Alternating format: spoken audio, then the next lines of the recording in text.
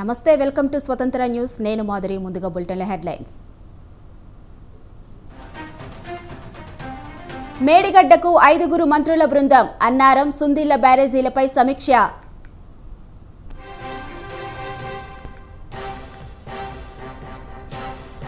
జనవరి 4 నుంచి జై హో బీసీ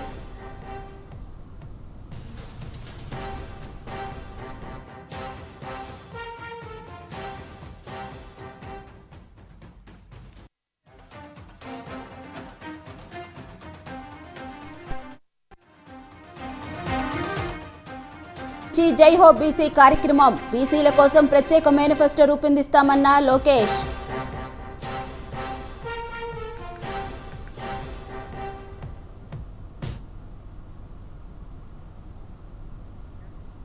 భీమవరంలో పర్యటిస్తున్న సీఎం జగన్ కాసేపట్లో జగనన్న విద్యా దీవెన నిధులు విడుదల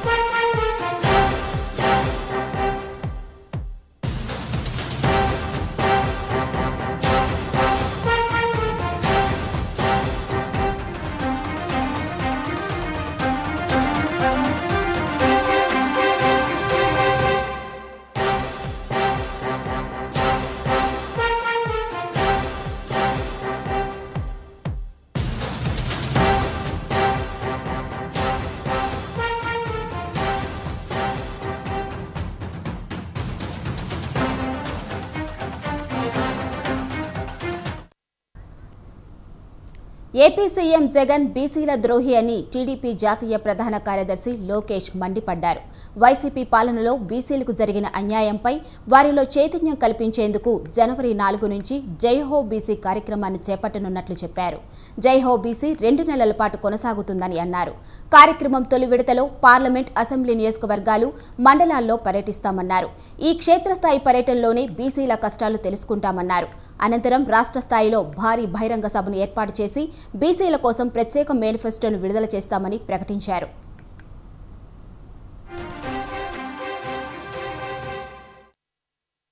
ఈ 2019లో వైకాపా ప్రభుత్వం అధికారంలోకి వచ్చిన తర్వాత పెద్ద ఎత్తున బీసీ సోదరుల్ని ఇబ్బంది పెట్టారు. ఒక మాటలో చెప్పాలంటే అనేక మంది బీసీ సోదరులను కూడా చంపేసింది ఈ ప్రభుత్వం. స్థానిక సంస్థ ఎన్నికల్లో 10% రిజర్వేషన్ తగ్గించి 16,000 మంది బీసీలకి అవకాశాలు లేకుండా చేసింది ఈ ప్రభుత్వం. 8,000 ఎకరాలు బీసీ సోదరుల చేతుల్లో ఉన్న అసైన్డ్ భూములను కూడా వెనక్కి తీసుకుంది ఈ ప్రభుత్వం. 56 కార్పొరేషన్లు ఏర్పాటు చేసుకున్నామని చెప్తున్నారు. నిధులు లేవు, విధులు లేవు. పాప ఆ కార్పొరేషన్ చైర్పర్సన్కి, డైరెక్టర్లకి జీతాలు ఇచ్చే పరిస్థితిలో ఈ ప్రభుత్వం లేనే లేదు. ఇంకా జియో 217 తీసుకొచ్చి మా మత్స్యకారుల వెనుముక్క కూడా విరగొట్టింది ఈ ప్రభుత్వం. ఇంకా యాప్కో కూడా డిఫంక్ట్ అయిపోయింది. సొసైటీలకి బకాయిలు పెట్టింది ప్రభుత్వం. పట్టు రైతులకి కనీసం సబ్సిడీ కూడా ఇచ్చే పరిస్థితిలో ఈ ప్రభుత్వం లేదు. ఇంకా బీసీ సోదరుల పైన పోరాడుతున్న, అంటే బీసీ సోదరుల తరపున పోరాడుతున్న తెలుగుదేశం పార్టీ బీసీ నాయకత్వం పైన కూడా అనేక కేసులు పెట్టారు.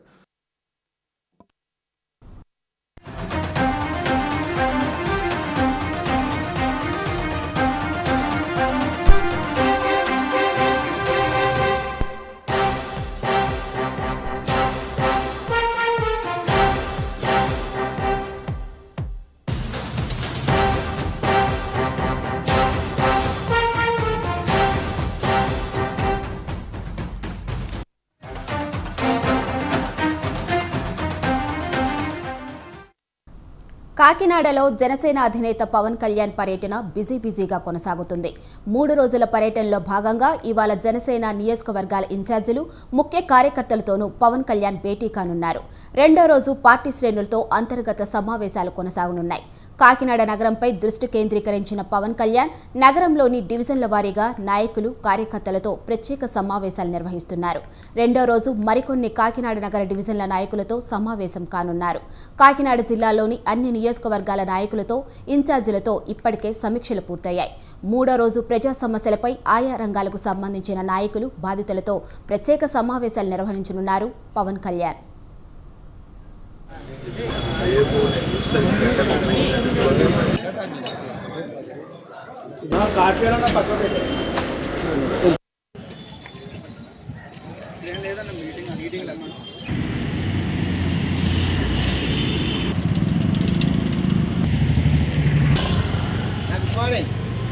Morning.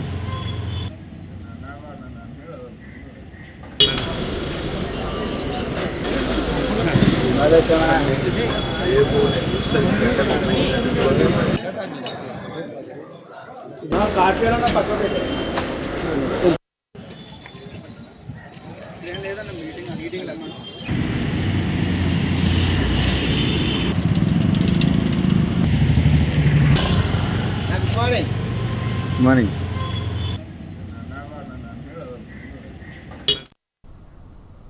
కాకినాడలో జనసేన అధినేత పవన్ కళ్యాణ్ పర్యటన బిజీగా కొనసాగుతుంది. 3 రోజుల పర్యటనలో భాగంగా ఇవాళ జనసేన నియోజకవర్గాల ఇన్ఛార్జీలు ముఖ్య కార్యకర్తలతోనూ పవన్ కళ్యాణ్ భేటీ కానున్నారు. రెండో రోజు పార్టీ శ్రేణులతో అంతర్గత సమావేశాలు కొనసాగనున్నాయి. కాకినాడ నగరంపై దృష్టి కేంద్రీకరించిన పవన్ కళ్యాణ్ నగరంలోని డివిజన్ల వారీగా నాయకులు కార్యకర్తలతో ప్రత్యేక సమావేశాలు నిర్వహిస్తున్నారు. రెండో రోజు మరికొన్ని కాకినాడ నగర డివిజన్ల నాయకులతో సమావేశం కానున్నారు. కాకినాడ జిల్లాలోని అన్ని నియోజకవర్గాల నాయకులతో ఇన్ఛార్జీలతో ఇప్పటికే సమీక్షలు పూర్తయ్యాయి. మూడో రోజు ప్రజా సమస్యలపై ఆయా రంగాలకు సంబంధించిన నాయకులు బాధితులతో ప్రత్యేక సమావేశాలు నిర్వహించనున్నారు పవన్ కళ్యాణ్.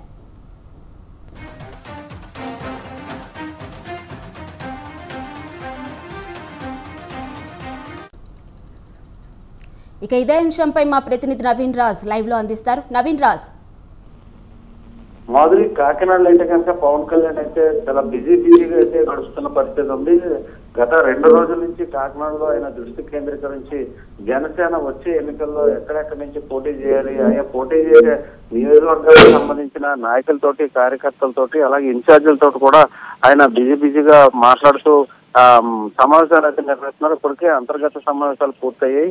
ఇప్పుడు అదేవిధంగా చూస్తే కాకినాడ సిటీకి సంబంధించి పూర్తిగా పవన్ కళ్యాణ్ దృష్టి పెట్టినట్లుగా అయితే తెలుస్తుంది. నిన్న సాయంత్రం నుంచి అయితే కనుక కాకినాడలోని 50 డివిజన్లకు సంబంధించిన కార్యకర్తలను అయితే డివిజన్ల వారీగా 10 మంది 15 మంది కార్యకర్తలని, నాయకులని పిలిచి వాళ్ళతో అయితే విడివిడిగా అయితే మాట్లాడుతున్నారు.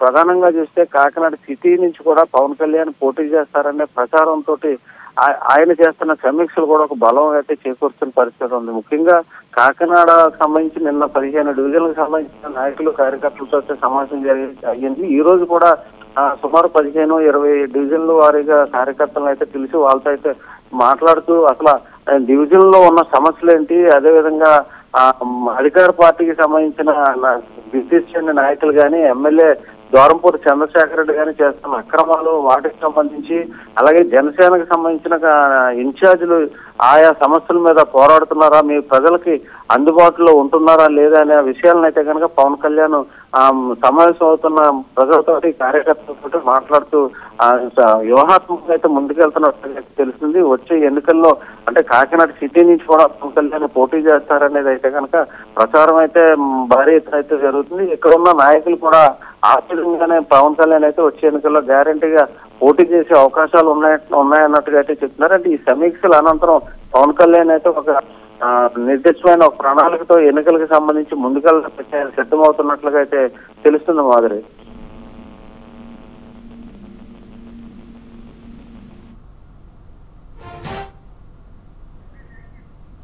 Thank you Naveen Raj.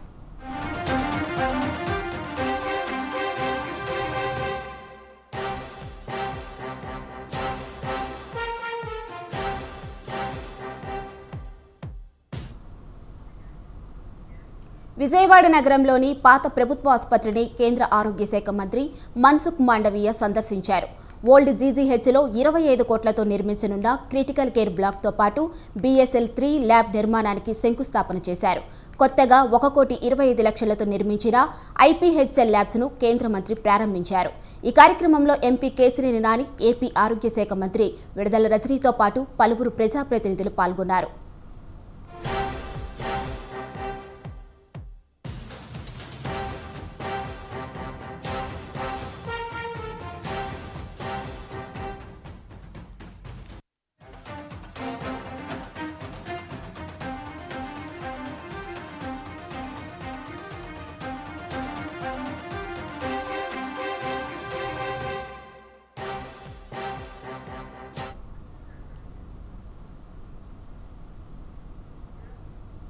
ఆయుష్మాన్ భారత్ ద్వారా 5 లక్షల వరకు ఉచితంగా చికిత్స అందిస్తున్నామని కేంద్ర మంత్రి మన్సుఖ్ మాండవీయ తెలిపారు. గ్రామీణ స్థాయిలో హెల్త్ వెల్నెస్ సెంటర్లని జిల్లా ఆసుపత్రులు, ఎయిమ్స్ లాంటి సంస్థలతో అనుసంధానం చేశామన్నారు. గ్రామీణ ప్రాంతవాసులకు స్పెషలిస్ట్ సేవలు, టెలి కన్సల్టేషన్ ద్వారా ఉచితంగా అందిస్తున్నామని కేంద్ర మంత్రి తెలిపారు. తెలంగాణ రాష్ట్ర పోలీస్ వార్షిక క్రైమ్ నివేదికపై డీజీపీ రవిగుప్తా మాట్లాడుతున్నారు. ఇప్పుడు లైవ్ చూద్దాం. And also on traffic management. We will work with all stakeholders for expediting the journey of the citizens through the criminal justice system. We are aware that the two of the biggest challenges facing the police and the society today is the menace of drugs and the increasing number of cyber crimes. The government has been very clear and very supportive. It has given necessary instructions to strengthen the two new wings, the Telangana State Anti-Narcotics Bureau and Cyber Security Bureau, to exclusively deal with these problems. Telangana is the first state to have a Cyber Security Bureau which has been set up recently. Recently, ADC level officers have been exclusively posted to these wings and the process of strengthening the wings is underway. We shall be extremely tough with those dealing with drugs. A zero tolerance policy has been outlined and will be followed as far as drugs are concerned. Anyone engaged in drugs dealing, whether selling, purchasing, facilitating or possessing, shall be dealt with stringently as per applicable laws of the land. No one will be spared, however big or small he might be. Anyone allowing their services to be used for drugs will be severely dealt with. Be it bars, pubs, clubs, farmhouses, or even private homes. In case drugs are used, it will be dealt with stringently. After all, it's our collective responsibility to ensure that the present and future generations remain protected from this menace. I appeal to the parents to keep a watch on their children so that they do not fall in this trap. I also request that all the educational institutions to be vigilant regarding sale and purchase of drugs, whether they are schools, colleges, in and around their institutions. I would like to request to the media to please share any information relating to drugs with us expeditiously so that we can take action and the drug peddlers and the perpetrators can be caught quickly. We assure you that your identity will be protected, it will be kept a secret, and suitable rewards will be given to anyone who gives us credible information about this menace. As far as cyber crimes are concerned, Telangana Police has been a pioneer in setting up an exclusive cyber security bureau. ప్రముఖ cricketer Ambati Rayudu వైసీపీలో చేరారు. CM Jagan ఆయనకు కండువా కప్పి పార్టీలోకి ఆహ్వానించారు.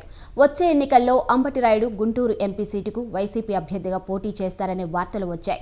ఇప్పుడు ఆయన వైసీపీ తిద్దం పుచ్చుకున్నారు. గుంటూరు ఎంపీగా పోటీ చేసేందుకు రాయుడికి సీఎం జగన్ లైన్ క్లియర్ చేసినట్టు సమాచారం.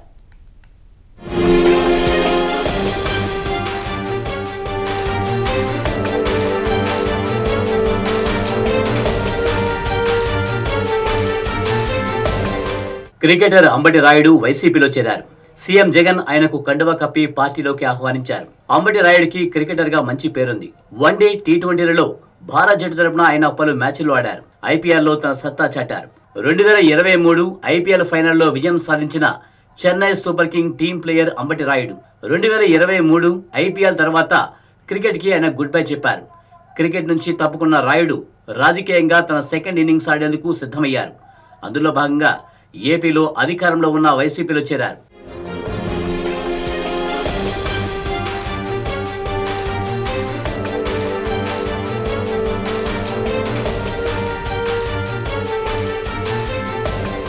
ఇక వచ్చే ఎన్నికల్లో అంబటి రాయుడు వైసీపీ నుంచి గుంటూరు ఎంపీగా పోటీ చేసే అవకాశాలు ఉన్నట్టు తెలుస్తోంది. గత ఎన్నికల్లో వైసీపీ 22 ఎంపీ సీట్లు గెలుచుకుంది. అయితే గుంటూరు, విజయవాడ, శ్రీకాకుళం ఎంపీ సీట్లను టీడీపీ దక్కించుకుంది. వచ్చే ఎన్నికల్లో 25 స్థానాలపై గురిపెట్టిన సీఎం జగన్ గుంటూరు నుంచి ఎంపీ సీటు గెలుపు కోసం ఇప్పటి నుంచే వ్యూహాలకు పదును పెడుతున్నారు. గత ఎన్నికల్లో ఇక్కడ నుంచి టీడీపీ తరపున గల్లా జయదేవ్ విజయం సాధించగా వైసీపీ నుంచి పోటీ చేసిన వేణుగోపాల్ రెడ్డి ఓడిపోయారు. దీంతో ఈసారి గుంటూరు పార్లమెంటు పరిధిలో బలమైన కాపు సామాజిక వర్గం నుంచి నేతను బరిలోకి దించే యోచనలో సీఎం జగన్ ఉన్నారు. అంబటి రాయుడు కాపు సామాజిక వర్గం కావడం, స్థానికంగా గుంటూరు వాసి కావడంతో సీఎం జగన్ రాయుడు వైపు మొగ్గు చూపుతున్నారని వైసీపీ ముఖ్య నేతలు తెలిపారు.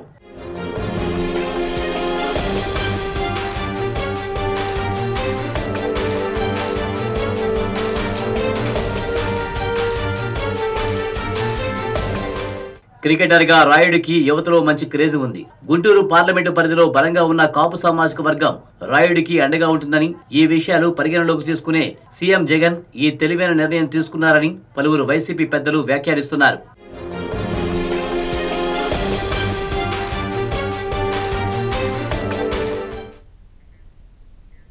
ప్రజల్లో తెలంగాణ అస్తిత్వం, ఉద్యమ స్ఫూర్తిని రగిలించడంలో విఫలమయ్యామని బీఆర్ఎస్ పార్టీలో చర్చ జరుగుతుందా? ఉద్యమకారులకు ప్రాధాన్యత ఇవ్వలేకపోయామని బీఆర్ఎస్ అధిష్టానం భావిస్తుందా?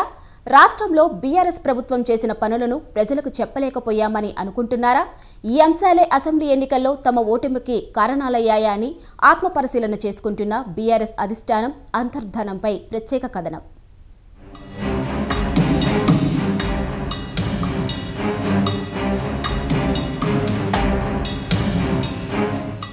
బీఆర్ఎస్ నేతల్లో అంతర్మదనం మొదలైంది.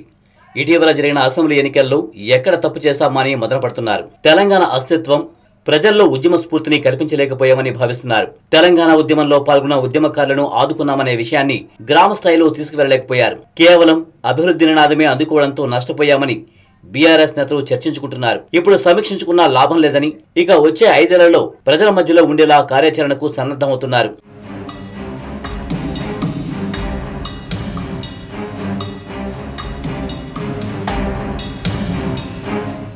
అసెంబ్లీ ఎన్నికల్లో బీఆర్ఎస్ పార్టీ తరపున పోటీ చేసి ఓడిపోయిన నేతలు ఇంకా ఎక్కడ తప్పు చేస్తామని పరిశీలనలో పడ్డారు. అసెంబ్లీ ఎన్నికల ఫలితాలు వెలువడి నెల రోజులు కావస్తున్నప్పటికీ ఇంకా సమీక్షించుకుంటున్నారు. మండలాల వారీగా బేరీజీ వేసుకుంటున్నారు.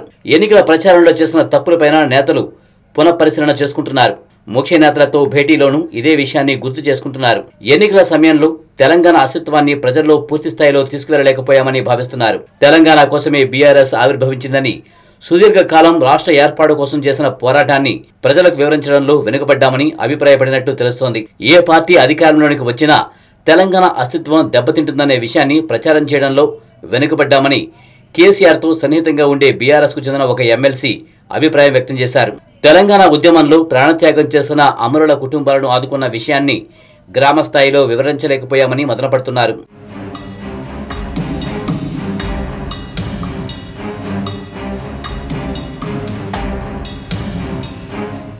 బీఆర్ఎస్ పార్టీ అధికారంలో ఉన్న 10 ఏళ్లలో చేసిన పనులు సైతం ప్రజల్లోకి గట్టిగా తీసుకువెళ్లడంలో వెనుకబడ్డామని భావిస్తున్నారు. అందుకే ఓటమి చవిచూస్తామని గులాబీ పార్టీలో పెద్ద చర్చే నడుస్తోంది.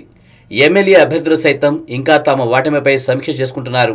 ఇక ఎన్నికల సమయంలో టీఆర్ఎస్ పేరును బీఆర్ఎస్ పార్టీగా మార్చడం ప్రభావం చూపిందనే టాక్ నడుస్తుంది. తెలంగాణ ఉద్యమ పార్టీగా ఉన్న టీఆర్ఎస్ పేరును బీఆర్ఎస్ పార్టీగా మార్చడం ద్వారా తెలంగాణ ఉద్యమ మూలాలను దెబ్బతీసుకున్నట్లుగా కూడా కేసీఆర్ భావిస్తున్నట్టు తెలుస్తోంది.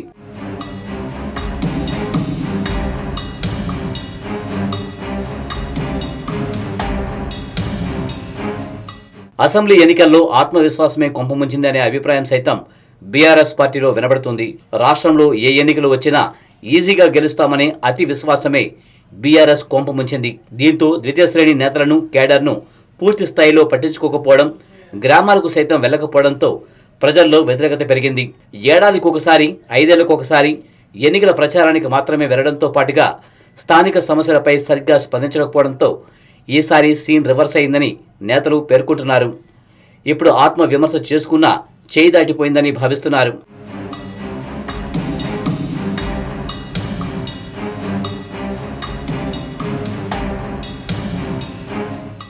ఇక నుండి నిత్యం ప్రజల మధ్యలో ఉండేలా బీఆర్ఎస్ నేతలు కార్యాచరణ రూపొందించుకుంటున్నారు. స్థానిక సమస్యలు ఏమి ఉన్నాయి, ఏ అంశాలపై ప్రభుత్వాన్ని ఎండగట్టాలి, అధికార పక్షం తీరును ప్రజల్లో ఎలా ప్రస్తావించాలనే అంశంపై కార్యాచరణ రూపొందించుకుంటున్నారు. బీఆర్ఎస్ పార్టీ ఎమ్మెల్యేలు గెలిచిన దగ్గర ప్రభుత్వ వైఫల్యాలను ప్రజల్లోకి తీసుకువెళ్లాలని భావిస్తున్నారు. కేసీఆర్ చేపట్టిన అభివృద్ధి సంక్షేమాన్ని వివరిస్తూ కాంగ్రెస్ పార్టీ ఎన్నికలు ఇచ్చిన మేనిఫెస్టో అమలుపై మాట్లాడాలని భావిస్తున్నారు. అసెంబ్లీ ఎన్నికల్లో గెలవడం కోసం కాంగ్రెస్ పార్టీ మొత్తం 412 హామీలు ఇచ్చిందని బీఆర్ఎస్ నేతలు చెబుతున్నారు. ఆ హామీలన్నీ నెరవేర్చే వరకు పోరాటం చేస్తామని అంటున్నారు.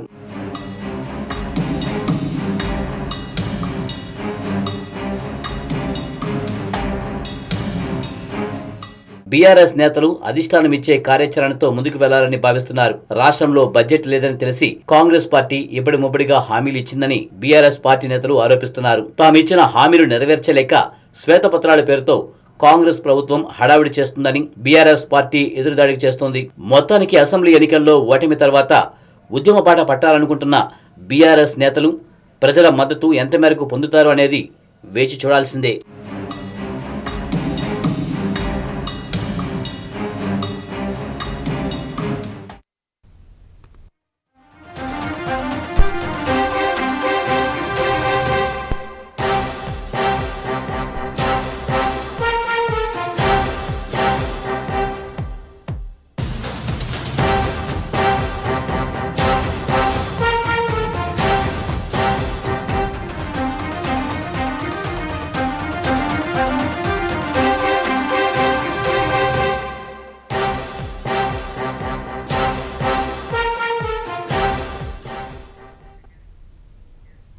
మేడిగడ్డకు మంత్రుల బృందం చేరుకుంది. మేడిగడ్డ ప్రాజెక్టును మంత్రులు ఉత్తమ్, శ్రీధరబాబు, పొంగిరెడ్డి పొన్నం పరిశీలించారు. కాసేపట్లో కాళేశ్వరం ప్రాజెక్టుపై అధికారులు పవర్ పాయింట్ ప్రెజెంటేషన్ ఇస్తారు. ప్రాణహిత, కాళేశ్వరం ప్రాజెక్టు నిర్మాణం వల్ల జరిగిన లాభ నష్టాలను వివరించనున్నారు. పవర్ పాయింట్ ప్రెజెంటేషన్ అనంతరం మంత్రులు అన్నారం, సుందిల బ్యారేజీలను పరిశీలించనున్నారు.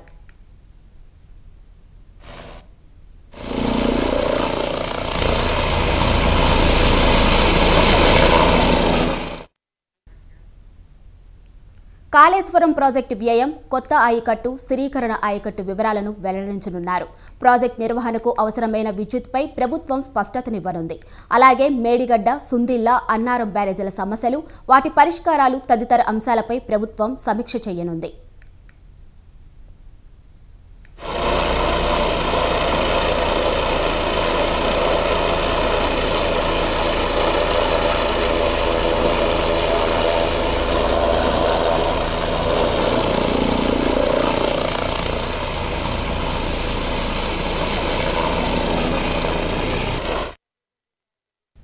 మేడిగడ్డకు మంత్రుల బృందం చేరుకుంది.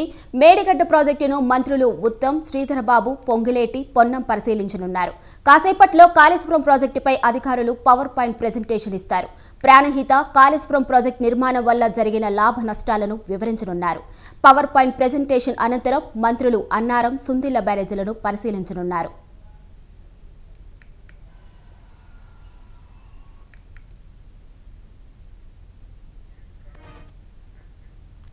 కాళేశ్వరం ప్రాజెక్టు వ్యయం, కొత్త ఆయకట్టు, స్థిరీకరణ ఆయకట్టు వివరాలను వెల్లడించనున్నారు. ప్రాజెక్టు నిర్వహణకు అవసరమైన విద్యుత్పై ప్రభుత్వం స్పష్టతనివ్వనుంది. అలాగే మేడిగడ్డ, సుందిల్లా, అన్నారం బ్యారేజీల సమస్యలు, వాటి పరిష్కారాలు తదితర అంశాలపై ప్రభుత్వం సమీక్ష చేయనుంది.